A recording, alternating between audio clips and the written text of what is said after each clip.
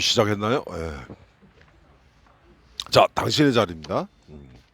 아까 좀 전에 말씀드렸듯이 이 당신의 자리 초고 엄효진님이 발제를 해주셨는데 그때 제가 설명드린 게 엄효진님이 쓰신 줄거리를 아주 간단간단하게 몇 개 문장으로 이렇게 만들어 주셨죠. 예. 그 줄거리 정리한 것도 특이한데 이번에 저희 이 발제 예, 물론 늦게 올리셨어요. 그렇지만 그 늦게 올린 것보다도 인상 깊었던 것이 아까 얘기했듯이 제가 원하는 수정작 감상, 수정작 발제로 진짜 어떤 모범을 보여주셨어요. 그래서 다음번에 수정작 발제하실 분들은 이 엄효진님의 요 형식을 좀 잘 이렇게 눈여겨 봐두시면 좋겠어요. 그대로 모방하셔도 되겠고.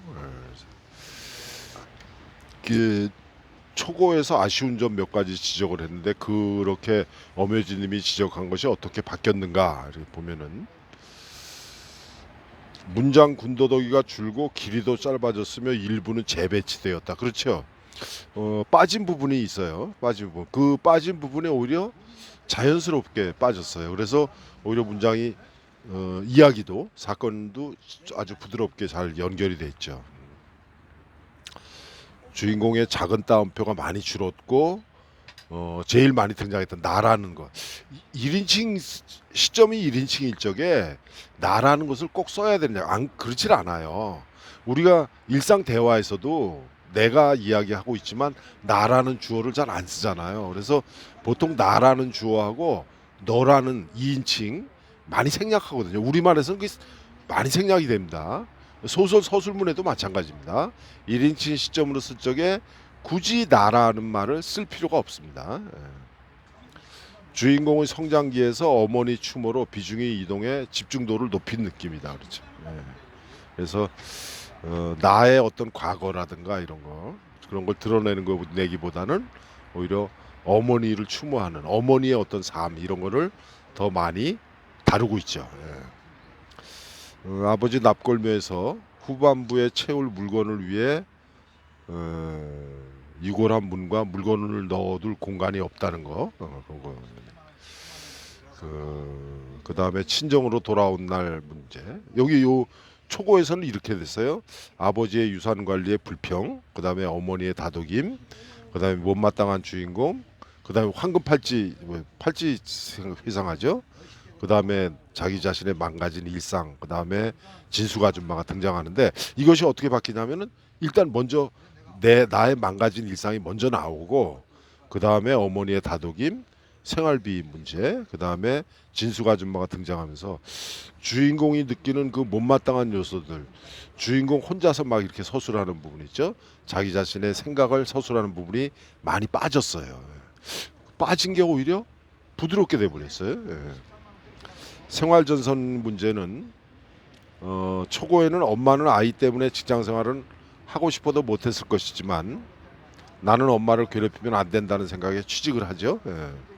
수정한 부분에서는 생활비가 다급해 마지못해서 취직하는 어머니와 나의 상황이 잘 그려져 있고 주인공은 살림만 했던 엄마가 마음에 걸리죠.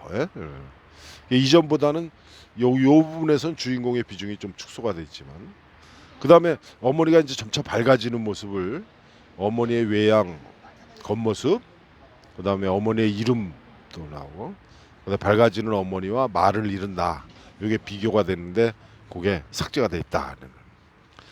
그 다음에 새로운 사랑을 찾은 어머니 여기서 당황하는 엄마와의 대화가 삭제가 됐다는 거. 그 다음에 시집을 준비하는 어머니 요거는 지난번에 여러 명이 지적을 했고 저도 이제 강조를 했지만 어머니가 문학 그러니까 시 동아리에 활동한 거 이런 거 그 다음에 야외 수업 단체 사진 나오고 이 갈등을 위한 준비 일 그랬는데 맞습니다. 엄혜주님이 정확하게 파악하신 거예요. 갈등 위한 준비.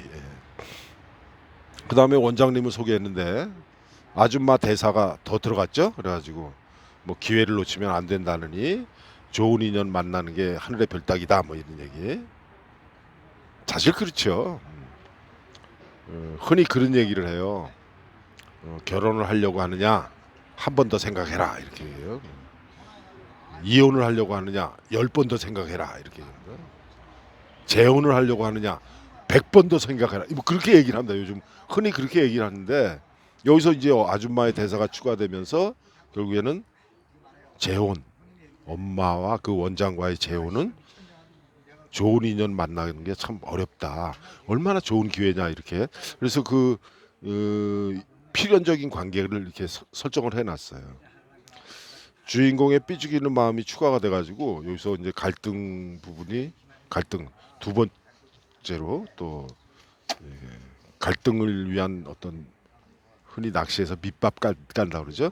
이런 걸 이제 문학적 장치라고 그러는데 그게 잘 되어 있죠. 그다음에 원장님 생일 모임에서 대사마다 설명을 덧붙이던 것이 대화 위주로 그냥 딱 아주 간편하게 정리가 돼서 빨리 읽히죠. 전에 그런 얘기를 했죠. 대화의 기능.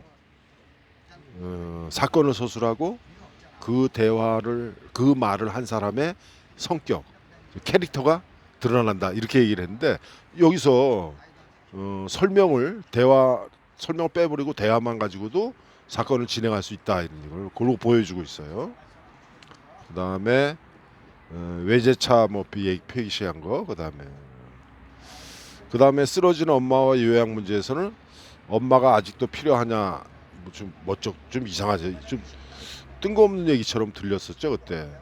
그리고 재혼을 하려고 하는 원장님 입장에서 그 배현숙이 맞죠? 저기 저 자제들한테 엄마가 아직도 필요하냐 뭐 이런 식으로 좀 당돌하다 그럴까?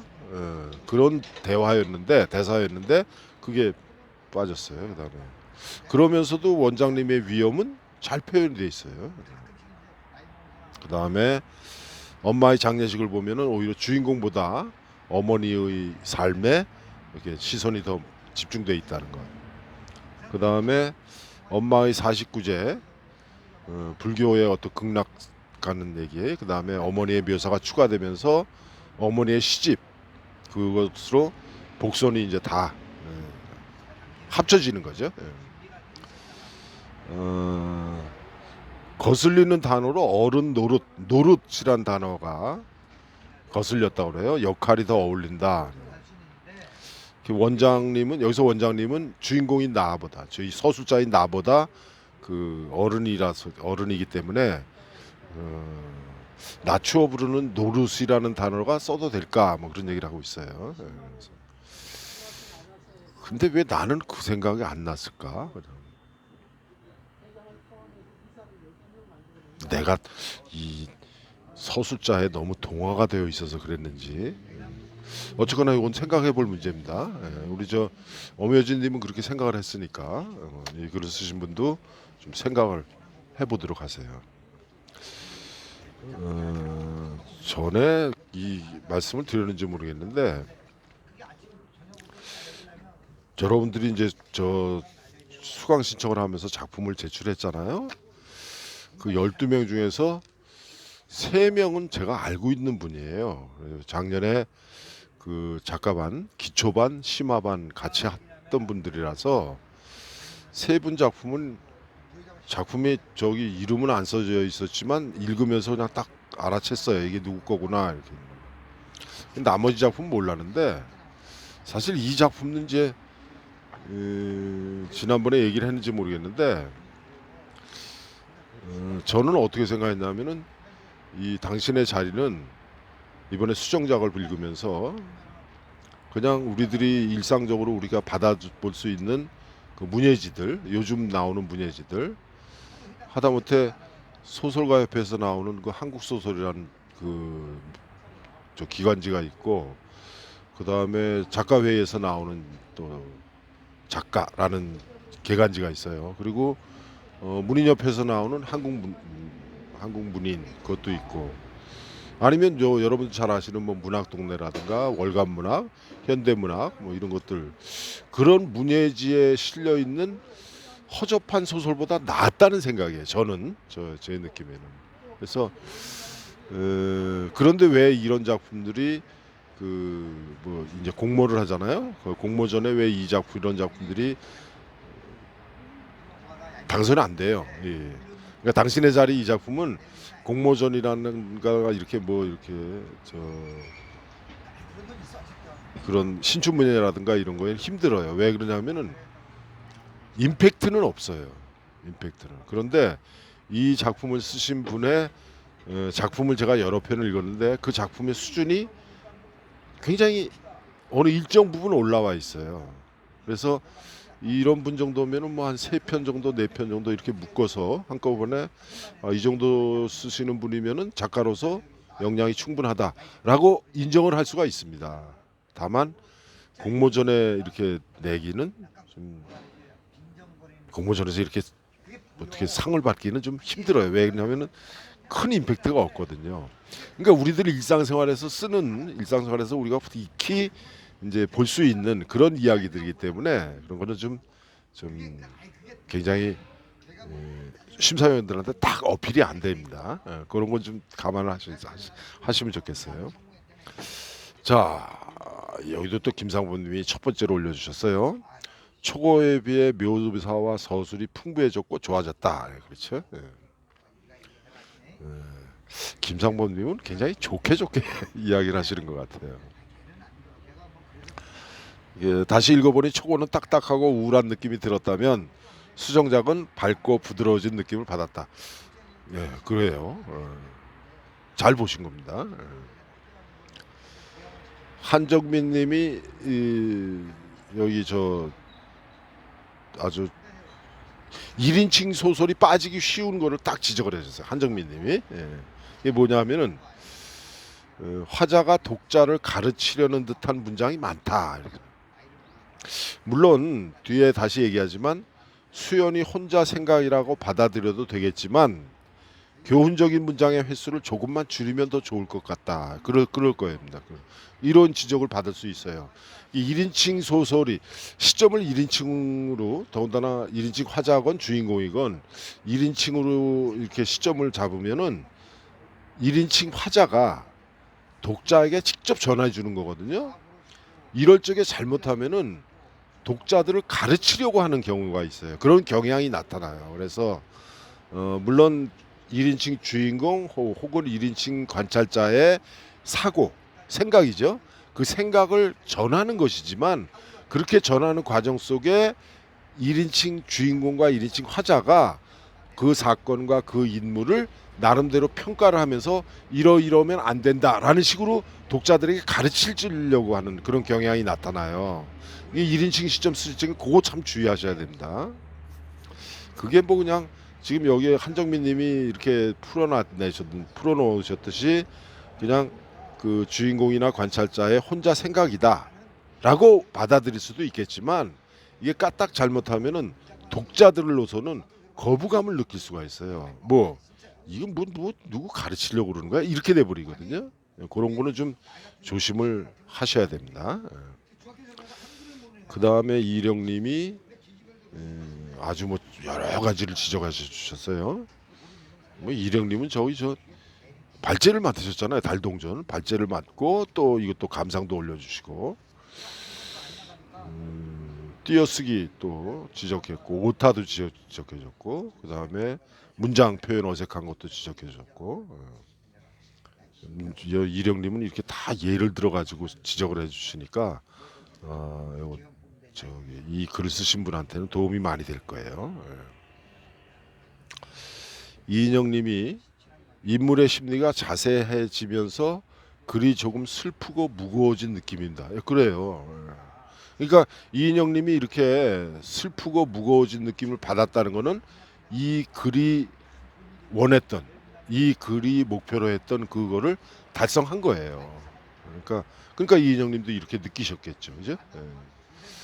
그만큼 수정도 잘 됐다 이런 겁니다.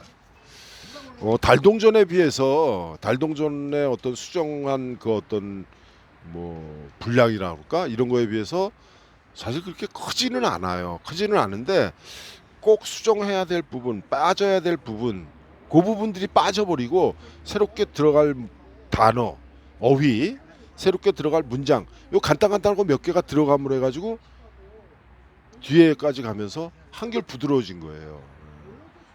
그래서 우리가 수정 그러면은 커다랗게 뭐 아예 처음부터 뭐 기초를 흔들듯이 이렇게 뭐 구성도 바꾸고 뭐 인물도 바꾸고 뭐 사건도 바꾸고 이렇게 생각을 하는데, 사실 소설을 수정하는 거는 단어 몇 개 빼고 넣고 어떤 사건의 순서를 바꾸고 요 정도만 해도 독자들이 느끼는 거는 전혀 달라집니다.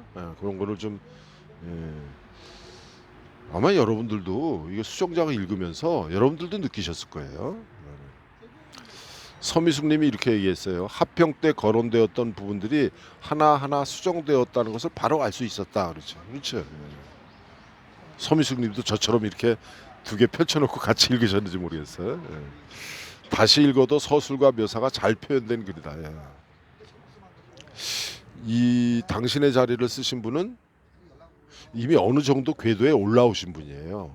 그래서 그 제가 지적할 수 있는 게 뭐 아주 세세한 것들이라서, 그래서 저는 가능하면 그 세세한 건 지적하지 않고 그냥 큰 틀에서 이게 소설이 되어 있는가, 그 다음에 그 수정을 하려면 어느 부분을 수정해야 되겠는가, 그런 큰 틀에서만 이야기를 하지, 요즘 저 다른 분들 지적한 것처럼 이렇게 세세하게 제가 뭐 빨간 줄로 막 쳐가지고 뭐 고쳐주고 이런 걸 안 하거든요.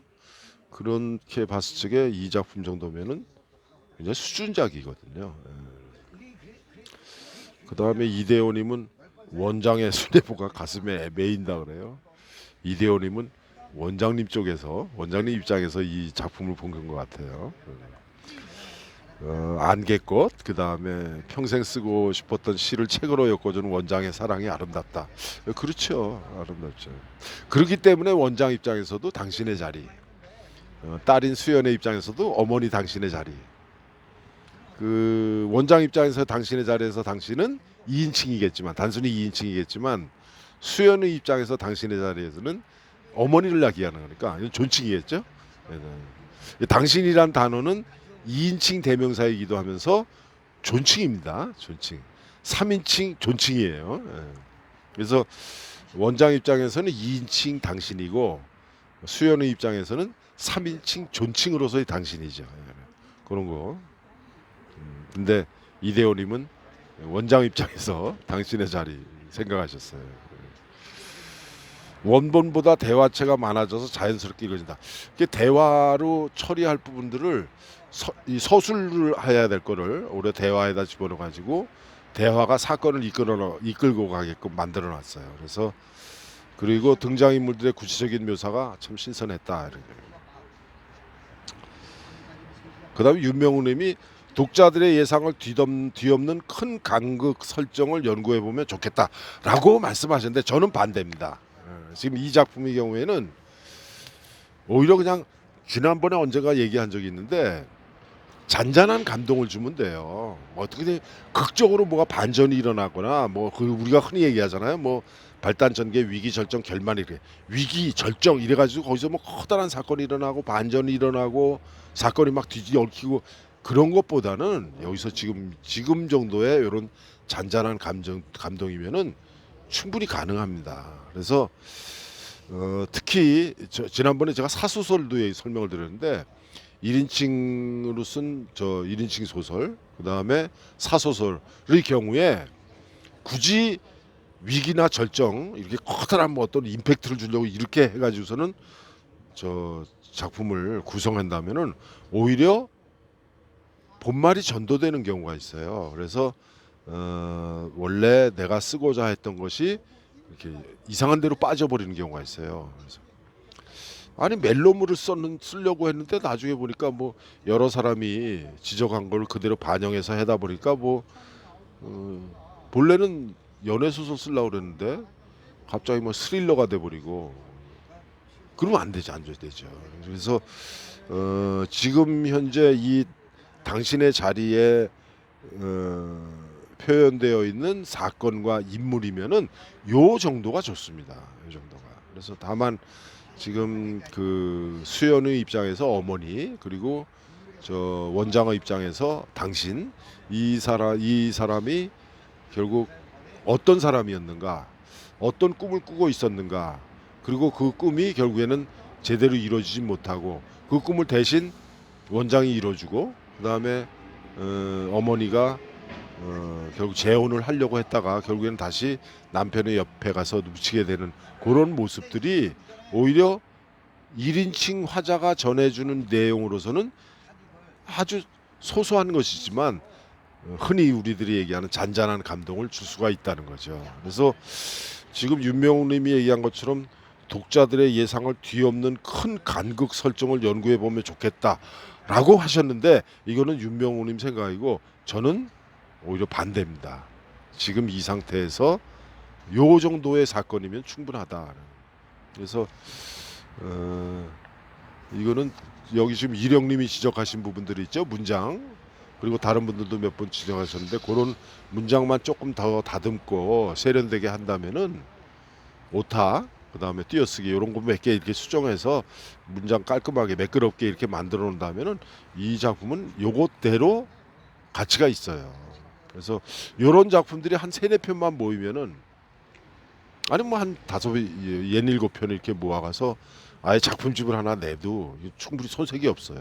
그래서 오히려 아까 얘기했듯이 그 한국 소설가 협회에서 나오는 한국 소설이라고 하는 개간지가 있는데 월간지가 있는데 거기에 나오는 허접한 소설보다 흔히 기존의 소설가들이 쓴 허접한 소설보다 괜찮아요.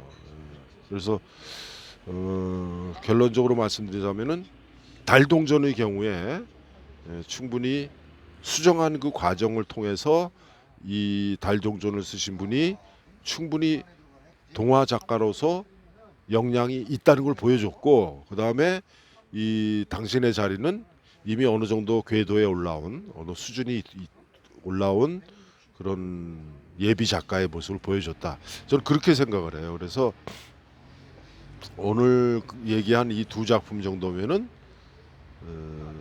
우리 이번에 초고 내고 토론하고 수정작 낸 보람이 있다 이런 생각이 들어요. 그래서 더군다나 지금 엄효진님 같은 경우는 이렇게 참 제 마음에 딱 들게 이렇게 발제를 해주셨단 말이에요. 그래서 이런 식으로 이제 발제를 해주시면은 다른 분들도 그렇게 하겠죠. 감상 쓰면서도 그렇게 할 거고 그렇게 하다 보면은 그거 감상 쓰면서 본인이 느껴요. 그래서 전에 그런 얘기 한 적이 있어요. 제가 이병렬이 이야기하는 소설 창작 방법 그게 금과 옥조처럼 뭐 어느 누구에게나 다 적용되냐 그건 아니죠. 저는 여러분들보다 조금 먼저 소설을 쓰고 그 소설을 이제 발표하고 활자화된 그런 입장에서 제 경험을 바탕으로 소설을 이렇게 써야 되겠다라고 이렇게 방향만 알려줄 뿐이에요. 제가 가리키는 곳이 정확한 곳이다.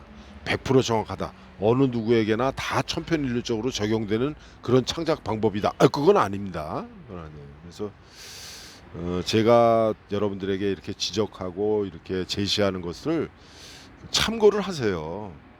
그리고 제가 가르친 것보다 제가 설명한 것보다 더 많은 것을 여러분들이 작품을 쓰면서 그리고 토론을 통해서 수정을 하면서 그 과정 속에서 여러분들이 배우는 거예요. 그래서 제가 기대하는 거는 지금 이 당신의 자리 달동전 이 두 작품의 경우에는 수정한 작품을 보면은 수정한 내용을 보면서 저는 더 기대를 해요. 이 정도면 뭐 이렇게 수정을 이렇게 할 정도면은 다음 작품 더 좋겠다 이런 기대를 할 수가 있는 거죠. 여러분들도 그렇게 한번 해보세요. 지금 11일까지 낼 거 수정을 하고 계시겠지만 이미 수정 끝나신 분도 있을 테고 그런 분들이 그렇게 수정하는 과정을 통해서 스스로 많이 느끼실 거다 그런 생각입니다. 오늘은 아무래도 저 수정작을 가지고 이야기를 하다 보니까 좀 이야기가 간단하게 이렇게 돼버렸어요. 다음 주 생각해 볼까요? 다음 주는 밴쿠버 너구리입니다. 그다음에 하얀 딸. 밴쿠버 너구리는 김상범님이고, 그다음에 하얀 딸은 이대호님이.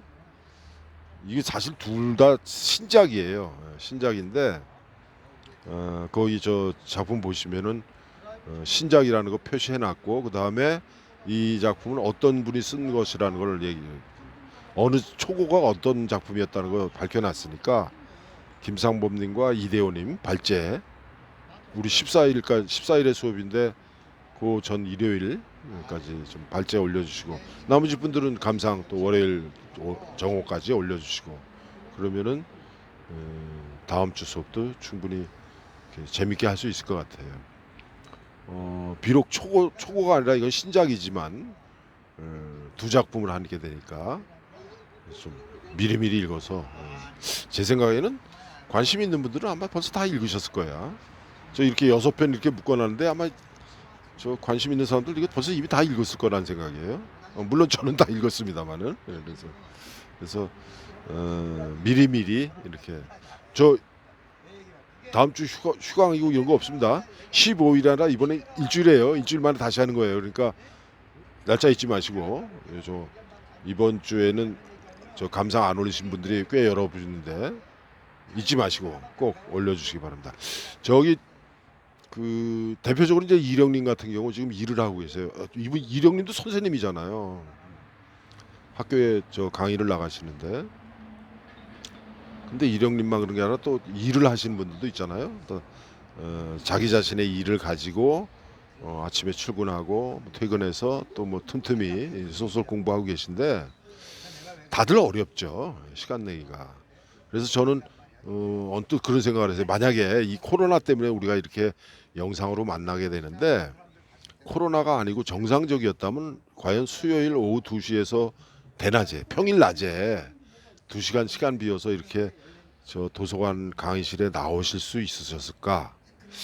12명이 다 나왔을까? 이런 생각을 하게 돼요. 그래서 우리 지금 영상으로 만나는 거니까 다 만나잖아요.